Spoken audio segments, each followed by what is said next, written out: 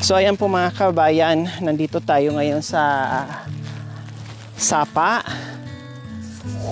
At pupunta tayo doon kasi ito si Kuya Jan po mga kabayan. Ito yung nagbigay sa atin ng dalandan na napakatamis.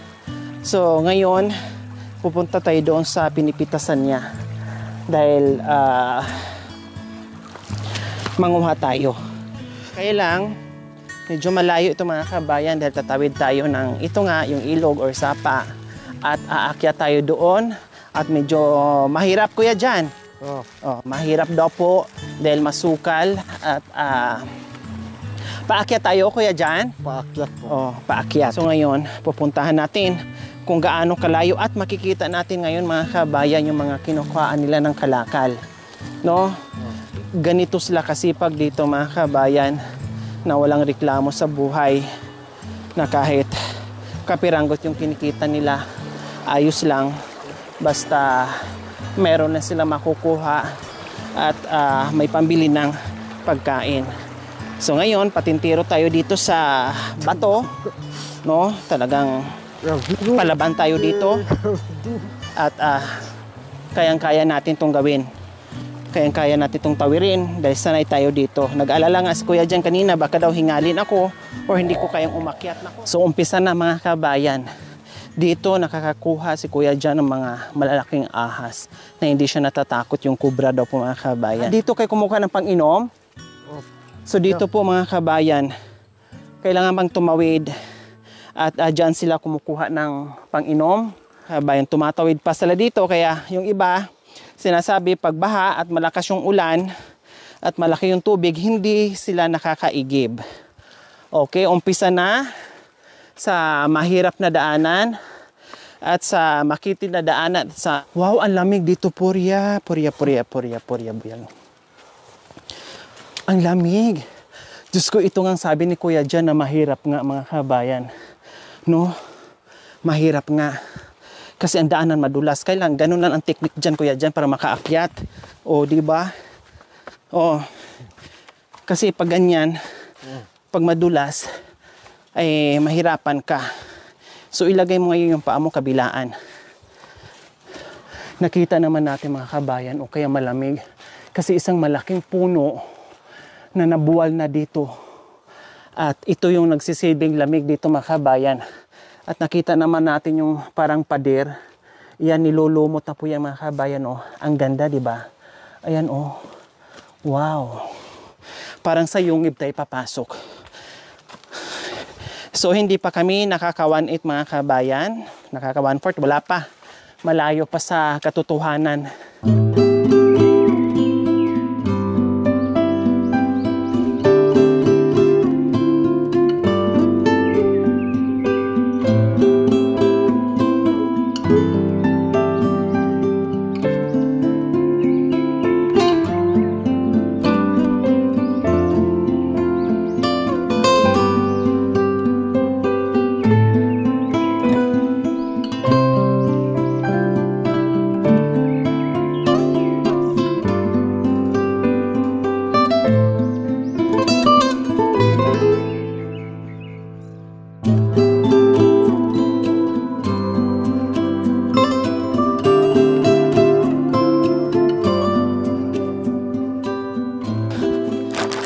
Paakyat na naman. Biro nyo mga kabayan, ito yung inaakyat nila araw-araw para mga lakal dito. No, tapos bangin na dyan, malalim na. Pag nadulas ka dyan, doon ka magsiswimming sa ilalim.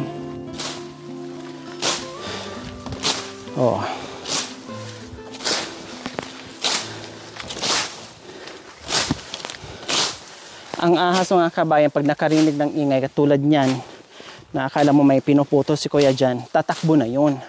Hindi na mag-i-stay.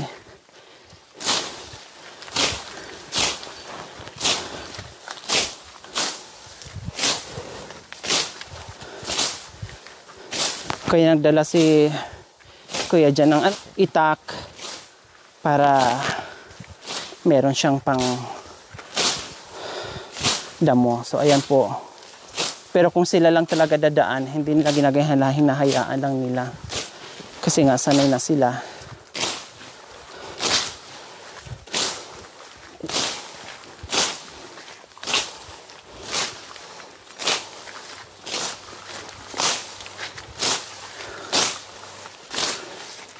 Doon sa unahan po mga kabayan, ang daming puno ng mga matatabang saging at saka hitik sa bunga yung papaya. Wow! Grabe mga kabayan, oh. Tingnan nyo naman po yung mga produkto ng mga kababayan nating Aitas kung gaano sila kasisipag. Ay, marami pa tayo.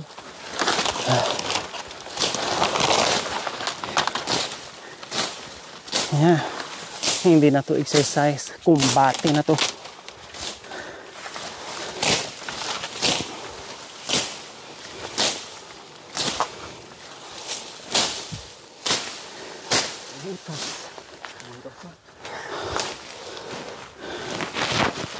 Wow, sayang naman mga kabayan, oh. Talagang ganyan kasi sa sobrang dami tao nga nagugutom.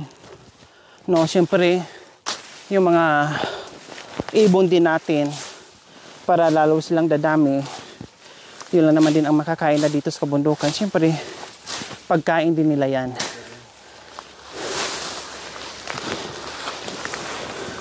Hindi naman nila mauubos yan kasi kapiranggot na naman ang kinakain ng ibon.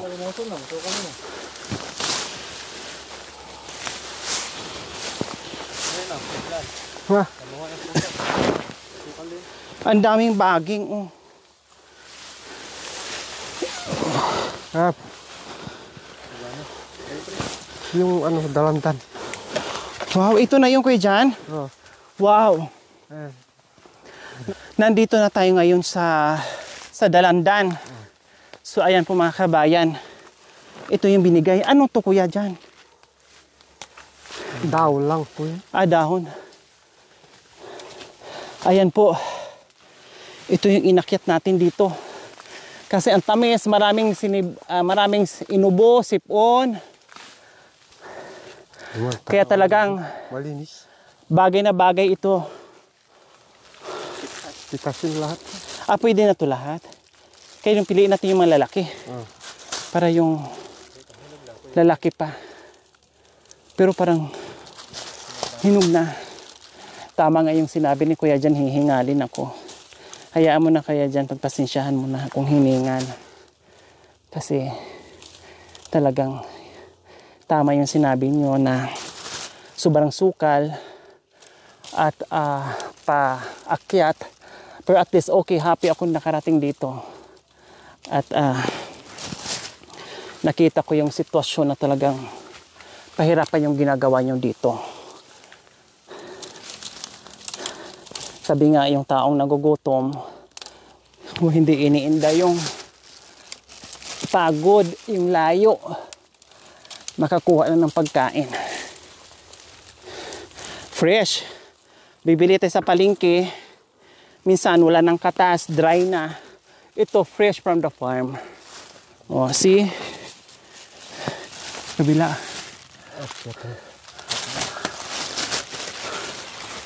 So ayan po, oh. Tulad nito.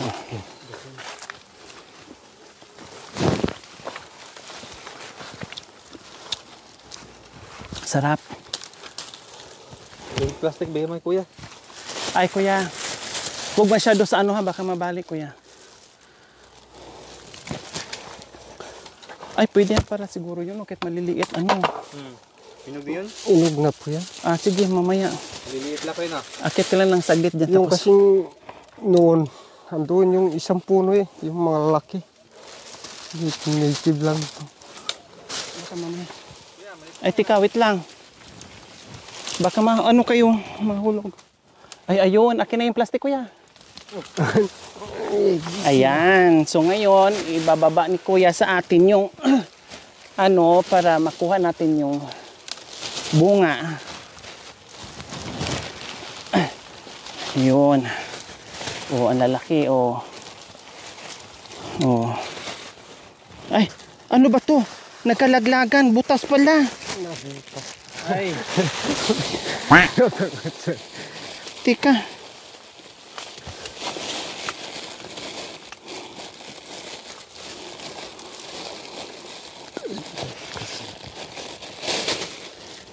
Sabi ko parang naubos yung laman.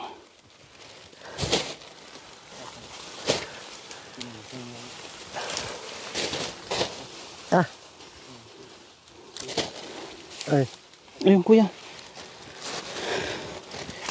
Oh, tama na to kuya dyan para meron pa kayong balikan. Tama na. Baba ka na riyan. Sa dami to. Ay, saan kayo dadaan? Git. Hala. Wow, grabe si kuya. Nag-ala Tarzan. Ang galing. So ayan po mga kabayan. Yung kuha natin. No, kukuha lang tayo ng isang ganito kasi para meron pa silang balikan. At yung iba, lalaki pa riyan. No, sayang. Palaki natin yung iba. Ay mga kabayan, kahit balatan mo siya. Makatas.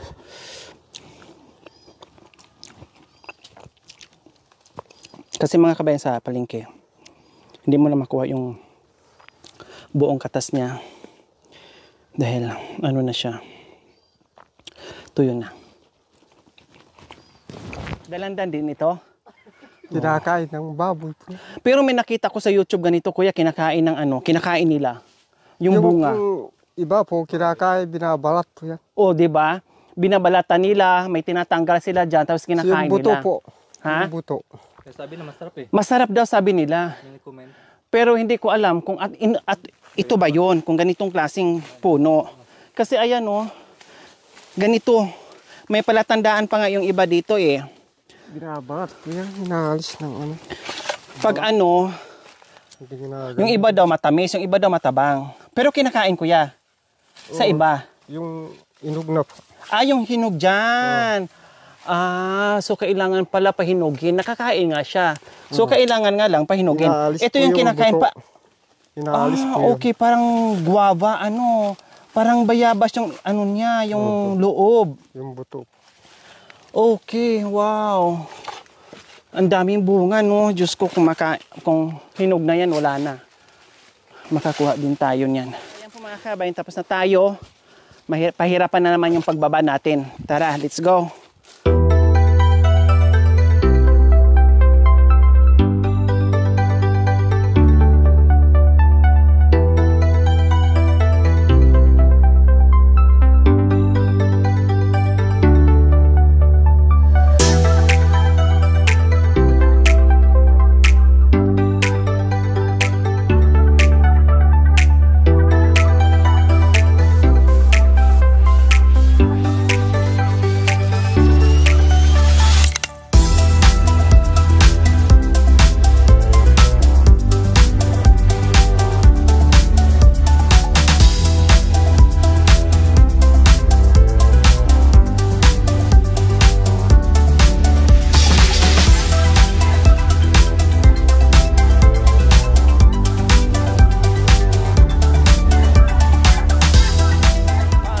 Dyan, pag meron kayong bit-bit na mabigat, mahirap Pinapas- mag-ano, di ba?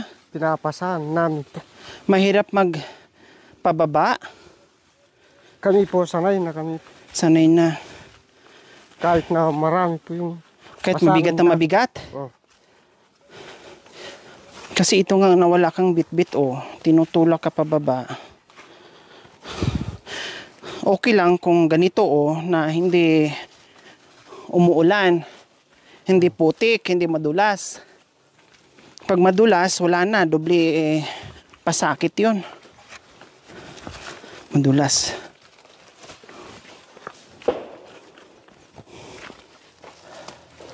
Pahinga muna tayo ng konti. Kailangan pahinga lang para kakayanin. Katulad niyan mga kabayan, ayun magulang na siya pero hindi pa siya ganun talaga kagulang. Pwede pa sanayan pagulangin.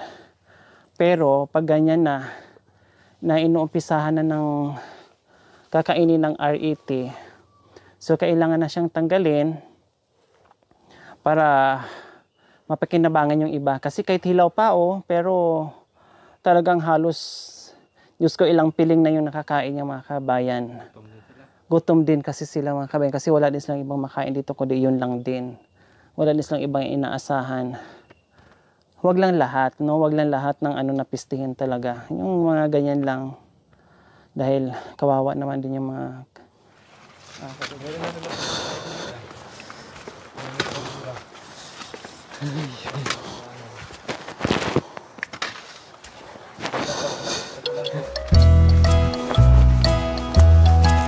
kanina kaya natin dito.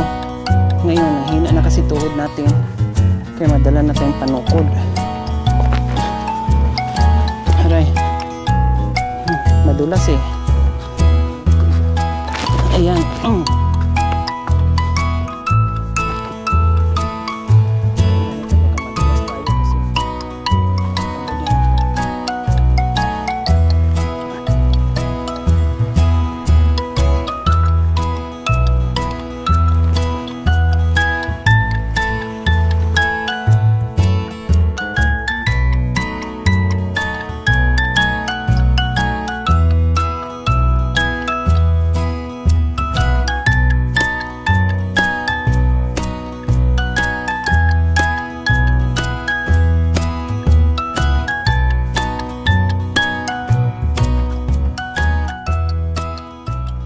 sarap. Tapos pagdating dito, ganito yung uupuan mo. Hindi kasi tayo pwedeng humiga eh. Masarap silang humiga. Hindi tayo pwedeng humiga kasi Pagod pa na. kumukulo pa yung dugo natin. Pagod pa tayo. Pahinga muna tayo. Sila yung nagbigay sa atin ng pasalubong noong nakaraan na madami. No, ang hinahanap ko lang is yung dalandan nga. Kasi nga may mga ubo kami, no. Pati sila mayroon halos na naman lahat ngayon ubo sipon dahil iba na naman yung klima natin. So, syempre nandito din tayo mga kabayan, bukod pa riyan, no. At mayroong nagpapaabot na si Ma'am Linda Stain. Maraming salamat po sa ganito ang puso. Nagpaabot po ng 1,000. Actually 5,000 yung pinadala niya. Kailang inati-hati ito sa 5 pamilya. Namili ka ito, 1,000. At ito pang merienda kasi napagod sa kaakyat sa bundok. So meron kang pang merienda ngayon, Kuya Jan. Salamat. Ayan. So 1,000 galing po kay Ma'am Linda Stain. And yung 500 ay pang merienda ni Kuya Jan kasi ang layo ng nilakbay namin, pang merienda niya. Maraming salamat, ate and Kuya Jan. Napakabuti, napakabait niyong tao. Kahit nandoon na, nasasadlak na sa kahirapan, pero hindi nyo pa rin nakakalimutan magbigay sa kapwa nyo. Marunong pa rin kayo magbigay. Talagang nangingibabaw yung pagmamahal nyo sa mga tulad din namin, no? Sa mga kapwa nyo din, no, na umaakyat dito, dumadalaw sa inyo, hindi rin kayo nakakalimot na magbigay ng pasalubong o pauwi sa mga umaakyat dito sa inyo. No, Kuya Jan? Okay, so ayan po mga kabayan. Muli, maraming salamat po, Ma'am Linda Stain. Maraming salamat sa inyong ginitawang puso. No, naway ipagpalain po tayo ng Panginoong Diyos sa araw-araw. Naway ibigyan po tayo ng kalakasan ng katawan sa araw-araw. Naway ibigyan po tayo ng mahabang buhay. Pang sa ganon, marami pa tayong matulungan na Kung Ma'am Linda, sa tulong niyo pong binigay Sa amin. sa amin. Dakal po salamat, Ma'am Linda. Kaya pambiyaya po kay kami. Ayan, walang anuman dahil napakasipag nyo, deserve nyo mabigyan ng mga biyaya. Okay, bye!